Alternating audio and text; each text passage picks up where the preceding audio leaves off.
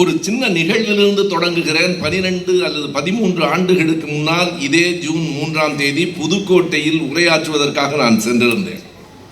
மாலையில் பொதுக்கூட்டம், காலை நேரத்தில் மச்சுவாடி என்கிற இடத்துக்கு போய் வரலாம் என்று என்னை அழைத்து சென்றார்கள். அப்போது மாவட்ட செயலாளராக இருந்த நண்பர் பெரியண்ணன் அரசு, கவிச்சுடர் கவிதை பித்தன், சந்திரசேகரன் எல்லோருமாக சேர்ந்து மச்சுவாடிக்கு என்னை அழைத்து சென்றார்கள். எதற்கென்று எனக்கு அப்போது தெரியாது. மச்சுவாடியிலே தான் தொழுநோய் இரவலர்களின் மறுவாழ்வு திட்டம் இருக்கிறது. அவர்களுக்கான சில உதவி திட்டங்களை செய்வதற்காக அழைத்து சென்றார்கள். அங்கே போகிற போது 416 பேர் அன்றைக்கு அந்த மச்சுவாடியிலே இருந்ததாக சொல்லப்பட்டது. அதில் ஒரு பெரியவர் தான் இன்றைக்கு நான் பேசப் போகிற இந்த தலைப்பை எனக்கு தந்தார். அவர் சொன்னார், தெருக்கடில் நாங்கள் தொழுநோயாளிகளாக மட்டும் இல்லை, எல்லா இடங்களிலும் அவமதிக்கப்பட்டோம், தெருக்கடில் பிச்சை எடுத்துக் கொண்டிருந்தோம். ஐயா, கலைஞரை பார்த்தால் சொல்லுங்கள், நாங்கள் சுயமரியாதையோடு வாழ்கிறோம் என்று சொல்லுங்கள் என்று சொன்னார். கலைஞர் சுயமரியாதைக்காரர் என்பது தன்னுடைய சுயமரியாதையை நிலைநிறுத்திக் கொள்வதில் மட்டுமில்லை, நம் அத்தனை பேருடைய சுயமரியாதைக்காகவும் சிந்தித்தவர் தலைவர் கலைஞர் என்பதால் அவர் சுயமரியாதைக்காரர். ஏறத்தாழ 3800 பேர் தமிழ்நாடு முழுவதும் தொழுநோயாளர்களாக இருந்தவர்களை சேர்த்து பல்வேறு இடங்களில் இல்லங்களை உருவாக்கி வெறுமனே தங்கும் இடமில்லை. நான் அன்றைக்குத்தான் மச்சுவாடியிலே பார்த்தேன், பிறகு பரனூர் பார்த்திருக்கிறேன். அவர்களுக்கு தங்குவதற்கு இடம், அவர்களினுடைய உடலில் சில பகுதிகள் குறைந்திருக்கும், இருக்கிற உடலை வைத்துக்கொண்டு அவர்கள் என்ன தொழில் செய்ய முடியும் என்கிற தொழில் பயிற்சி, மறுபடியும் பிச்சை எடுக்கக்கூடாது. அது மட்டுமல்ல, அந்த இல்லத்துக்குள்ளேயே அவர்களுக்கான மருத்துவ சிகிச்சை, இத்தனையையும் நினைத்து பார்த்த ஒரு மாமனிதன் இருந்திருக்கிறார் என்றால் அவர்தான் சுயமரியாதைக்காரர். இது எப்போது, இந்த திட்டத்தை அவர் எப்போது கொண்டு வந்தார்? 1971 ஜூன் 3, இதே நாள் தான். 72 ஜூன் 3 கண்ணொடி வழங்கும் திட்டம். பார்வை இல்லாமல் ஒருவன் அலையக்கூடாது, அவனுடைய சுயமரியாதையை காப்பாற்ற வேண்டும். எவ்வளவு பேர்? 7.5 லட்சம் பேர்.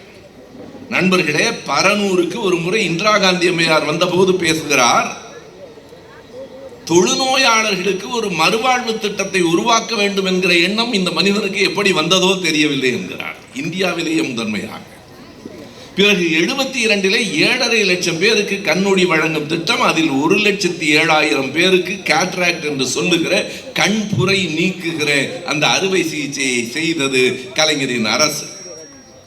72 ஒவ்வொருவரினுடைய சுயமரியாதையும் அவர் எப்படி காப்பாற்றி இருக்கிறார் என்பதற்காக சொல்லுகிறேன். 73 கை ரிக்ஷா ஒழிப்பு திட்டம். மனிதனை வைத்து மனிதன் இழுக்கலாமா? கம்யூனிஸ்ட் கட்சி ஆண்ட மேற்கு வங்கத்தில் கூட கை ரிக்ஷா இருந்தது. தமிழ்நாட்டிலே தான் முதலில் கை ரிக்ஷாவை அவர் ஒழித்தார். ஆனாலும் என்ன செய்வது நண்பர்களே, மக்கள் மறந்து போனார்கள். கை ரிக்ஷாவை ஒழித்தவருக்கு வாக்களிக்காமல் ரிக்ஷாக்காரராக நடித்தவருக்கு வாக்களித்தார்கள். ரிக்ஷாக்காரராக நடித்தவருக்கு வாக்களித்தது கூட குற்றமில்லை, அவரோடு சேர்ந்து நடித்தவருக்கு வேறு வாக்களித்தார்கள். ஆனால் அத்தனை பேர் சுயமரியாதையையும் காப்பாற்றியது நம்முடைய மானமிகு சுயமரியாதைக்காரர்கள். 74 ஜூன் 3, ஒவ்வொரு ஜூன் 3 வருகிற போதும் ஒரு குறிப்பிட்ட பகுதி மக்களின் சுயமரியாதையை காப்பாற்றியவர். 74 ஜூன் 3 என்று நான் சொல்லுகிற போதே பேராசிரியர் தீபக்கு அது புரிந்திருக்கும். மகாபலிபுரம் போகிற வழியிலே இருக்கிற முட்டுக்காட்டில் மாற்றுத்திறனாளிகளுக்கான ஒரு நலத்திட்ட இல்லம், மாற்றுத்திறனாளிகளுக்கான தொழிற்பயிற்சி கூடம், சக்கர நாற்காலிகள், காது கேட்கும் கருவிகள். காது கேட்கும் கருவிகளை பற்றி சொல்லுகிற போதெல்லாம் எனக்கு ஒரு நினைவு வரும். நம்முடைய நண்பர் மீஞ்சூர் பாஸ்கர் ஒரு முறை சொன்னார், அங்கே இருக்கிற ஒரு தேநீர் கடையில் இருக்கிற ஒருவருக்கு காது கேட்கிற கருவியை வாங்கி கொடுத்தோம், மகிழ்ச்சியாக வாங்கி கொண்டார். ஒரு வாரத்திற்கு பிறகு பார்க்கிற போது அந்த கருவியை காணவில்லை. ஏன்பா அதை காதில் வச்சுக்கலையான்னு கேட்டோம். அவர் சொன்னார், எப்படித்தான் இவ்வளவு சத்தத்தில் நீங்கள்லாம் வாடுறீங்களோ தெரியல, ஒரு வாரம் என் அமைதியே போயிடுச்சு, எடுத்துட்டேன்னார். எனவே மாற்றுத்திறனாளிகள் எல்லோருக்கும் மாற்றுத்திறனாளிகளை, தொடுநோயாளிகளை கலைஞர் எப்படி மதிக்கிறவர் என்பதற்கு ஒரு சின்ன செய்தியை இன்று காலை தான் நான் ஒரு நிமிட செய்தியாக நண்பர்களுக்கு அனுப்பினேன். தலைவர் கலைஞர் அவர்களினுடைய நெஞ்சுக்கு நீதி முதல் தொகுதி வெளியீட்டு விழா, அது 75 ஜனவரி 12 நடந்திருக்க வேண்டும். கலைஞர் முதலமைச்சராக இருந்த போது குடியரசுத் தலைவராக இருந்த ஃபக்ருதீன் அலி அகமது அவர்கள் அதை வெளியிடுவதாகவும் அன்றைக்கு ஆளுநராக இருந்த கே ஷா அவர்கள் தலைமை வகிப்பதாகவும் இருந்தது. ஆளுநர்களை எப்போதும் நம்ப முடியாத போல இருக்கிறார். அப்போதும் நம்ப முடியவில்லை. ஆளுநர் யாரோ சிலர் மூலமாக சில செய்திகளை அனுப்பினார். குடியரசுத் தலைவர் வர இயலாது என்று கடைசி நேரத்தில் சொல்லிவிட்டார். ஆளுநரும் கலந்து கொள்ளவில்லை. அந்த புத்தகத்தை தயாரித்த தினமணி கதிர் பதிப்பகம் கொஞ்சம் தடுமாறிற்று. கலைஞர் சொன்னார், கலங்க வேண்டாம், யார் வெளியிட்டால் என்ன, புத்தகம் தானே. வெளியிட்டு விழா எப்படி நடந்தது தெரியுமா? 75 ஏப்ரல் 30 தலைவர் கலைஞர் அவர்கள் முதலமைச்சராக இருக்கிறார். விடி இழந்தோர் சங்கத்தினுடைய தலைவர் நல்ல தம்பி என்பவர், பார்வையற்றவர் தலைமையில் விழா நடந்தது. முகமது அலி என்கிற ஒரு தொழுநோயாளி அந்த புத்தகத்தை வெளியிட்டார். ஒருவர் சக்கர நாற்காலியிலே வந்து சாந்தகுமாரி என்கிற சகோதரி அதை வாங்கி கொண்டார். அதாவது ஊனமுற்றோர் நலத்திட்டம் என்றுதான் 74. அதை கூட 2010 கலைஞர் என்ன நினைத்தார், சொற்களால் கூட காயப்படுத்தக்கூடாது, சொற்களால் கூட அவன் சுயமரியாதையை சுரண்டக்கூடாது, அவன் உடல் ஊனமுற்றமில்லை, மாற்றுத்திறனாளி என்று 2010 மார்ச் 1 அறிக்கை விட்டு அறிவித்தவரும் தலைவர் கலைஞர் தான். மாற்றுத்திறனாளிகளை கொண்டு ஒரு முதலமைச்சரினுடைய புத்தகம் வெளிவந்தது என்பதை எங்காவது கேள்விப்பட்டிருக்கிறோமா? அவர்களின் சுயமரியாதையை அந்த இடத்தில் நிறுத்தி காட்டியவரும் அவர்தான். 73, பிறகு 74, 75 ஒவ்வொரு இடத்திலேயும் ஒரு ஆதரவற்ற பிள்ளைகளுக்கான கருணை இல்லம். ஒவ்வொரு ஆண்டும் அவர் செய்திருக்கிற ஒவ்வொரு செயல்கள் அவருடைய பிறந்த நாளில் நம்முடைய சுயமரியாதையை காப்பாற்றுகிற செயல்கள். அதற்கு பிறகுதான் இங்கே பேசுகிற போது நண்பர்கள் சொன்னார்களே, குதிரை பந்தயத்தை ஒழித்தார். குதிரை பந்தயத்தை ஒழித்ததற்கு பிறகு ராஜாஜி அவர்களினுடைய நினைவிடத்தை திறப்பதற்காக வந்த ஜெயபிரகாஷ் நாராயணன் அவர்கள் மேடையிலே ஒரு வேண்டுகோள் வைத்தார். நீங்கள் குதிரை பந்தயத்தை ஒழித்து விட்டீர்கள், லாட்டரி சீட்டையும் ஒழித்து விடுங்கள். ஜெயபிரகாஷ் நாராயணன் ராஜாஜி நினைவிடத்தில் திறப்பு விழாவில் மேடையில் கலைஞரிடம் வைத்த கோரிக்கை, கலைஞர் மேடையிலேயே அறிவித்தார், மிக விரைவில் என்று அடுத்த ஆண்டே தமிழ்நாட்டில் இருந்து லாட்டரி சீட்டும் ஒழிக்கப்பட்டது. லாட்டரி சீட்டுக்கு பின்னாலே போய் மனிதன் தமிழன் சுயமரியாதையை இழந்துவிடக் கூடாது என்று. ஆனால் பாருங்கள், சில லாட்டரி சீட்டுக்காரர்களுக்கு இன்னமும் கோபம் இருக்கிறது. அவர் 75 ஒழித்தார், இப்போதும் சில பேருக்கு அந்த கோபம் இருக்கிறது என்று புரிகிறது. நண்பர்களே, இவ்வளவும் செய்திருக்கிற நம்மை பார்த்து சிலர் சொல்லுகிறார்கள், திமுக தூரசக்தி, வாரசக்தி, கோரசக்தி. ஒரு நண்பர் கேட்டார், இதற்கெல்லாம் என்ன பொருள் என்று. தயவு செய்து அவரை கேட்டு சிரமப்படுத்தாதீர்கள். அவர் என்ன வைத்துக்கொண்டு வஞ்சகமா செய்கிறார்? அவருக்கு தெரியும் தான் பேசுகிறார். எழுதி கொடுத்தார்கள் பேசுகிறார், வேறு என்ன, அவராகவா பேசுகிறார்? ஆனால் அது வசை சொற்கள் என்று கருதி அவர்கள் பேசி இருக்கலாம். நான் இந்த மேடையிலே சொல்லுகிறேன், திமுகவை தூரசக்தி என்பதோ பாரசக்தி என்பதோ கோரசக்தி என்பதோ வசை சொற்கள் இல்லை. அவையும் ஒரு விதத்தில் திமுகவுக்கு பொருந்தும். திமுக தூரசக்தி தான். திரும்பி பாருங்கள், பின்னால் ஒரு நூற்றாண்டுக்கு பின்னால் நமக்கு வரலாறு இருக்கிறது. நான் அதைத்தான் சொன்னேன். நம்மவர்கள் இந்த தொழில்நுட்பத்திற்கு வந்துவிட வேண்டும் என்று கருதுகிறார்கள். இந்த இன்ஸ்டாவும் ரீல்ஸும் போதும் என்று நம்முடையவர்களே கருத தொடங்கி இருக்கிறார்கள். கோபால் சொன்னது மாதிரி 2 நிமிடம் போதும் என்று குறித்துக் கொள்ளுங்கள் பெரியோர்களே. வரலாறு இல்லாதவர்களுக்கு 2 நிமிடம் போதும், நமக்கு 2 நிமிடம் போதா. சுருங்க சொல்வது வேறு, ஆனால் நாம் அடுத்த தலைமுறைக்கு நிறைய சொல்ல வேண்டி இருக்கிறது. ஒருவேளை சொல்ல தவறிவிட்டோமோ என்கிற குற்ற உணர்வும் நமக்கு இருக்கிறது. எனவே இன்றைக்கு நீங்கள் எண்ணி பார்த்தால், தூர சக்தி என்றால் தொலை தூரத்தில் தொடங்கிற்று நம்முடைய வரலாறு. 1 நூற்றாண்டுக்கு முன்னால் தொடங்கிற்று. இன்னும் சில நூற்றாண்டுகளுக்கு திராவிட இயக்கம் இந்த மண்ணை வழி நடத்தும். இது ஒரு தூர சக்தி தான், யார் இல்லை என்று சொன்னார்கள். அவ்வளவு தொலைதூர பார்வை எங்களுக்கு உண்டு. பிறகு பாரசக்தி என்கிறார்களே, பாரம் என்றால் கனம் என்று பொருள். இந்த மேடை கனமானது நண்பர்களே. இதே போல ஜூன் 3ஆம் தேதி தான் பல திட்டங்களை கொண்டு வந்தார். அதற்கு பிறகு 2008 ஏப்ரல் மாதத்தில் 75க்கு பிறகு ஏன் அந்த திட்டங்கள் வரவில்லை? நம்முடைய ஆட்சி இல்லை, கலைக்கப்பட்டது. 89 ஆட்சிக்கு வந்த உடனே கலைஞர் செய்ததை நினைவில் வைத்துக் கொள்ளுங்கள். தன்னுடைய பிறந்த நாள் ஜூன் 3க்கு சில நாட்கள் முன்பாகவே பெண்களுக்கு சொத்துரிமை என்பதை கலைஞர் அறிவித்தார். இங்கே இருக்கிற பெண்களே குறித்துக் கொள்ளுங்கள், அது சொத்துரிமை அல்ல, சுயமரியாதை. பெண்களுக்கான சுயமரியாதை. யாரையும் யாரிடத்திலும் கை நீட்டி நிற்க வேண்டியதில்லை.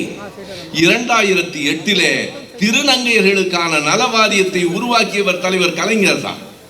அண்மையிலே இந்தியா டிசன்ஸ் என்கிற ஒரு புத்தகத்தை படித்துக் கொண்டிருந்த போது ஒரு திருநங்கை ஒரு கவிதை எழுதியிருக்கிறார். we have no parents, we have no siblings. எங்களுக்கு யாரும் இல்லை, பெற்றோர்கள் எங்களை ஏற்கவில்லை, உடன் பிறந்தவர்கள் எங்களை ஏற்கவில்லை, தன்னந்தனியாய் அனாதைகளாய் நாங்கள் நின்ற காலம் உண்டு என்று கலைஞர் தான் அவர்களுக்கான ஒரு நல வாரியத்தை ஏற்படுத்தி ஏறத்தாழ 3000 பேருக்கு மேலே அடையாள அட்டைகளை, குடும்ப அட்டைகளை கொடுத்தார். இந்த மேடையில் நான் பேசுவதிலே தற்செயலாக இன்னொரு பொருத்தமும் உண்டு. 2015 ஏப்ரலில் மாநிலங்களவையில் திருநங்கையர்களுக்கான தனிநபர் மசோதாவை கொண்டு வந்தவர் நம்முடைய நாடாளுமன்ற உறுப்பினர் திருச்சி சிவா அவர்கள் தான். அவர் ஏப்ரலிலே கொண்டு வந்தார். பிறகு அங்கே இருந்து மக்களவைக்கு போனது 16 பிப்ரவரி. அது EWS ஆக இருந்தால் இந்த அரிய வகை ஏழைகள் இருக்கிறார்களே, உயர் ஜாதியிலே பிறந்து அவர்கள் ஏழைகள் என்கிறார்களே, அவர்களுக்கான இடஒதுக்கீடு 4 நாட்களில் நிறைவேறிற்று. கவனத்தில் வையுங்கள், யாரும் கோரிக்கை வைக்கவில்லை. காலகாலமாக இடஒதுக்கீடு வேண்டும் என்று கேட்கிற நமக்கு அது நிறைவேற்றப்படவில்லை. VP சிங் என்கிற ஒரு மனிதன் வரவில்லை என்றால் நமக்கு அந்த பிற்படுத்தப்பட்டவர்களுக்கான இடஒதுக்கீடு கிடைத்திருக்காது. தமிழ்நாடு மைசூரில் தான் தொடக்கம். 1978 வரைக்கும் வடநாட்டிலே பிற்படுத்தப்பட்டவர்களுக்கு இடஒதுக்கீடு இல்லை. பீகாரிலே கற்பூரி தாக்கூர் என்கிற ஒரு முதலமைச்சர் வருகிற போதுதான் அது தொடங்கிட்டு 6 மாதத்தில் அவருடைய ஆட்சி கலைக்கப்பட்டது. ஆனால் பணக்காரர்களுக்கு, மிகப்பெரிய பெரிய ஜாதி என்று தங்களை சொல்லிக் கொள்ளுகிறவர்களுக்கு இடஒதுக்கீடு 4 நாட்களில். இன்றைக்கு மாநிலங்களவையில், நாளைக்கு மக்களவையில், அதற்கு பிறகு உடனடியாக குடியரசுத் தலைவரினுடைய கையொப்பம். ஆனால் சிவா கொண்டு வந்த தனிநபர் மசோதா 2015 ஏப்ரலிலே கொண்டு வரப்பட்டது. 16 பிப்ரவரியிலே தான் மக்களவைக்கு போகிறது. அவர்களுக்கும் கூட சுயமரியாதைக்காக நல வாரியத்தை உருவாக்கியவர் நம்முடைய தலைவர் கலைஞர் அவர்கள் தான். எனவே இது ஒரு பார சக்தி தான், கனமான சக்தி. மாசேதுதான் சொல்லுவார், ஒரு துரோகி இறந்து போனால் அது ஒரு மயில் இறகினுடைய கீழே விடுவதை போல, ஒரு தியாகி இறந்து போனால், ஒரு போராளி இறந்து போனால் அது பாறை கீழே விழுவதை போல என்பார்.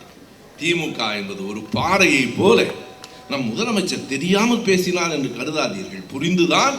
நேரடியாக பாராட்டினால் பக்கத்தில் இருக்கிற லாட்டரி சீட்டுக்காரர்கள் கோபப்பட்டுக் கொள்ளப் போகிறார்கள் என்று மறைமுகமாக சொல்லுகிறார். இது ஒரு தூர சக்தி, இது ஒரு பார சக்தி. பாரம் என்றால் கனம், மழை என்று தானே சொல்லுகிறோம். பார சக்தி. இன்னொரு கேள்வி வரலாம், அது என்ன கோர சக்தி என்கிறாரே, அதுவும் பொருந்தும். கலைஞர் ஒரு முறை சொன்னார், எவனாவது சாதியின் அடிப்படையில் ஏற்றத்தாழ்வை கற்பித்தால் கட்டை விரலோ தலையோ காணிக்கை வேண்டும் என்று இன்றைக்கு எவரேனும் கேட்டால் அவன் பட்டை உரியும் சுடுகாட்டில் அவன் கட்டை எரியும் என்று பாடியவர் நம்முடைய தலைவர் கலைஞர். கோர சக்தி தானே. எவனாவது மக்களை பிரிக்கும் சனாதனம் ஒழிக்கப்பட வேண்டும் என்று நம் எதிர்க்கட்சி தலைவர் சட்டமன்றத்திலே பேசினால் அவர்களுக்கு கோர சக்தியாகத்தானே படும். திமுக ஒப்புக்கொள்ளுகிறோம்.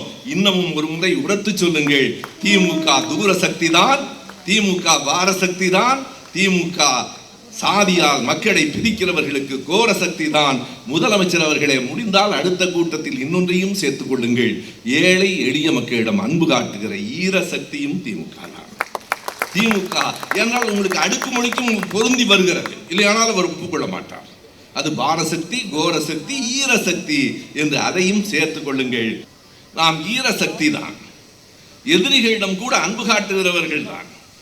கலைஞர் தான் அதையும் நமக்கு சொல்லி தந்தார்.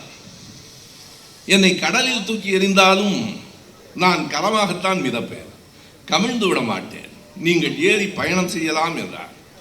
அதை சரியாகவோ தவறாகவோ புரிந்து கொண்டு நம்முடைய அண்மையில் ஒரு நிகழ்ச்சியை நான் எல்லா தொலைக்காட்சிகளிலும் பார்த்தேன். மாமன் சீர் கொண்டு போகிற தாய் மாமன் சீர் கொண்டு போகிற நிகழ்ச்சி.